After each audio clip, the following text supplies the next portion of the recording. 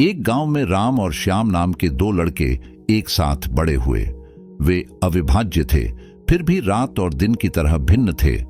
राम एक चतुर लड़का था। उनका मन जिज्ञासु था, हमेशा ज्ञान और समझ की तलाश में रहता था। चाहे वह कोई नई किताब हो या कोई दिलचस्प सवाल, राम हमेशा सीखने के लिए उत्सुक रहते थे। वह ज्ञान और समझ की शक्ति में विश्वास करता था और वह जीवन की सरल खुशियों, जैसे प्रकृति की सुंदरता या किसी अच्छे दोस्त की संगति का आनंद लेता था। दूसरी ओर श्याम ओवर स्मार्ट था। वह तेज तर्रार था और उसके पास हमेशा हर बात का चतुराईपूर्ण उत्तर होता था। जहां राम को गहराई और अर्थ की तलाश थी, वहीं श्याम को दिखावे और दिखावे की अधिक चिंता थी। उनका मानना था कि वह किसी को भी मात दे सकते हैं और वह हमेशा सही होते हैं। उसका घमंड अक्सर उसे अंधा कर देता था और वह शायद ही कभी दूसरों की बात सुनता था। सोचता था कि वह सबसे अच्छा जानता है। अपने मतभेदों के बावजूद दोनों लड़कों के बीच गहरा रिश्ता था। वे नदी के किनारे खेलने, जंगलों की खोज करने और उन रोमांचों के सपने देखने में घंटों बिताते थे जो उनका इंतजार कर रहे थे। लेकिन जैसे जैसे वे बड़े होते गए, उनके रास्ते और भी अलग हो गए। एक दिन शहर पर एक बड़ी चुनौती आ पड़ी।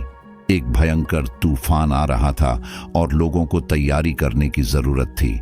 राम ने अपनी बुद्धि और प्रकृति की समझ के साथ शहरवासियों को इकट्ठा किया और अपने घरों और परिवारों की रक्षा करने के बारे में अपना ज्ञान साझा किया।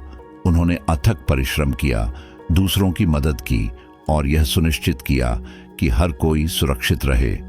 हालांकि श्याम को लाभ का अवसर दिखाई दिया। उन्होंने कुछ ग्रामीणों को आश्वस्त किया कि उनके पास तूफान से बचने का एक जादुई उपाय है।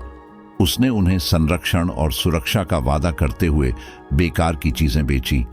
उनके ओवर स्मार्ट रवैये ने उन्हें एक बार फिर अंधा कर दिया था। जब आखिरकार तूफान आया तो शहर तैयार था।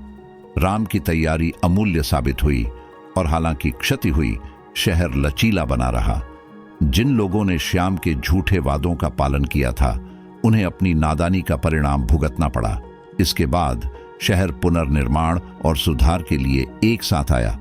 राम ने अपना ज्ञान साझा करना जारी रखा, दूसरों को सिखाया और यह सुनिश्चित किया कि शहर भविष्य की किसी भी चुनौती के लिए बेहतर ढंग से तैयार हो।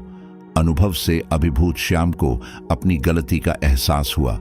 उन्होंने माफी मांगी और बदलाव की कसम खाई।